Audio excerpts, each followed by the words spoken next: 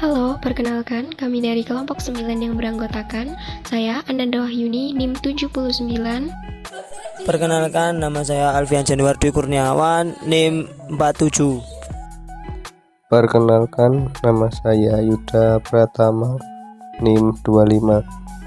Di sini kami akan membahas tentang parameter kualitas air yang membahas tentang warna air, oksigen, dan daur air. Check it out. Warna air. Air merupakan substansi kimia atau dengan rumus kimia H2O. Air memiliki berbagai jenis warna, salah satunya warna air laut atau pantai. Warna air sebenarnya biru. Lapisan air menyerap gelombang cahaya matahari. Nah, molekul-molekul air menyerap warna-warna itu dan menyisakan warna biru. Faktor yang mempengaruhi warna air. 1. Ada dominasi plankton pada perairan. 2. Partikel hasil pembusukan bahan organik. 3. Ion-ion metal alam, yaitu besi dan mangan. 4. Humus. 5. Buangan industri. 6. Tanaman air. 7. Gambut. Penyebab warna air berubah yang pertama yaitu air sungai bisa keruh karena material seperti tanah terserap oleh air. Air sungai yang bening karena volume air yang sedikit. Contoh, air laut kedalaman juga berpengaruh dalam warna air. Karena semakin dalam dan semakin air diam, maka warna birunya akan semakin terlihat. Ini karena cahaya tidak dapat menembus ke dalam lautan. Air tambak. Menurut ISB Group, jenis plankton yang baik bagi tambak adalah plankton Chlorophyta yang memiliki pigmen hijau. Keberadaan plankton jenis ini dapat membuat warna air tambak menjadi berwarna hijau. Materi yang kedua, dissolved oksigen. Oksigen merupakan unsur yang dibutuhkan oleh hampir semua makhluk hidup baik di darat maupun air. Organisme terestrial dapat memanfaatkan oksigen secara langsung dari udara, sedangkan organisme akuatik hanya bisa memanfaatkan oksigen yang terlarut dalam air.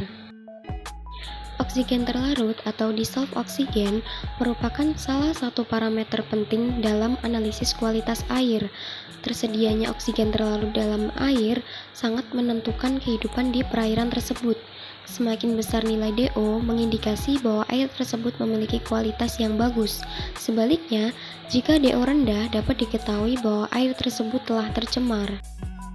Oksigen terlarut umumnya berasal dari difusi udara melalui permukaan air, aliran air yang masuk, air hujan, dan hasil fotosintesis plankton atau tumbuhan air.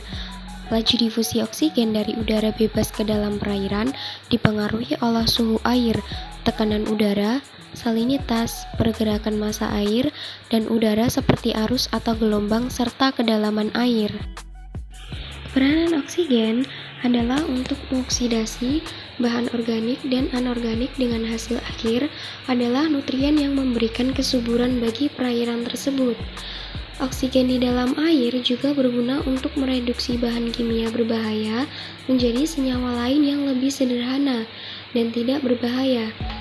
Berbagai biota dan mikroorganisme di dalam air juga membutuhkan oksigen ini untuk bernafas.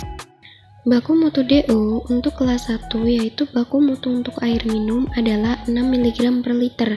Untuk kelas 2 yaitu baku mutu untuk prasarana atau sarana rekreasi air adalah 4 mg per liter. Untuk kelas 3 yaitu baku mutu untuk pembudidaya ikan air tawar, peternakan 3 mg per liter. Untuk kelas 4 yaitu baku mutu untuk mengairi pertanaman adalah 0 mg per liter. Daur air.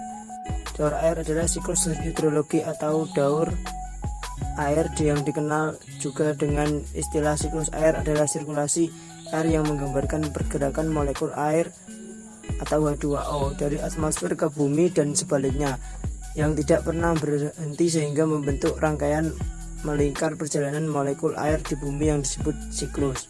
Tahapan daur air. 1. Evaporasi atau transpirasi, proses penguapan air yang berasal dari laut, sungai, danau, dan badan air lainnya. 2. Kondensasi adalah proses perubahan air dari gas menjadi cair atau kita kenal dengan istilah pengembunan. 3. Presipitasi, proses jatuhnya segala materi yang dihancurkan dari atmosfer ke permukaan bumi dalam bentuk cair maupun padat. 4. Adveksi, awan bergerak menuju tempat lain karena bantuan angin. 5. Runoff, air bergerak di daratan dari tempat yang tinggi ke tempat yang rendah. 6. Infiltrasi, air meresap ke dalam pori-pori tanah. Macam-macam siklus air: 1. Siklus pendek, 2. Siklus sedang, 3. Siklus panjang. Siklus pendek prosesnya evaporasi, kondensasi, presipitasi. Siklus sedang evaporasi, kondensasi, adveksi, presipitasi. Siklus panjang evaporasi, kondensasi, adveksi ke darat, dan presipitasi hujan atau salju. Runoff, infiltrasi. Manfaat daur air. 1. Manfaat siklus air yang paling utama adalah siklus air yang terus berjalan menjaga ketersediaan air bersih. 2. Membawa nitrogen ke dalam tanah. 3. Pencuci biosfer. Faktor penghambat daur air. 1. Penebangan pohon di hutan, karena ketika hutan menjadi gundul akibat penebangan, uap air ini akan berkurang sehingga hujan juga jarang terjadi di daerah tersebut. 2. Efek rumah kaca yang menyebabkan pemanasan global mengganggu daur air karena membuat es ditutup mencair. 3. Mendirikan bangunan di sekitar sungai. 4. Membuang sampah sembarangan. Dampak perubahan iklim terhadap siklus air. Perubahan pola curah hujan, meningkatnya frekuensi dan intensitas banjir, meningkatnya temperatur yang diikuti gelombang panas, perubahan ekosistem dan layanan ekosistem, meningkatnya intensitas dan frekuensi badai, meningkatnya tinggi gelombang dan abrasi pantai. Oke, sekian dari kelompok kami. Wassalamualaikum warahmatullahi wabarakatuh. Thanks for watching.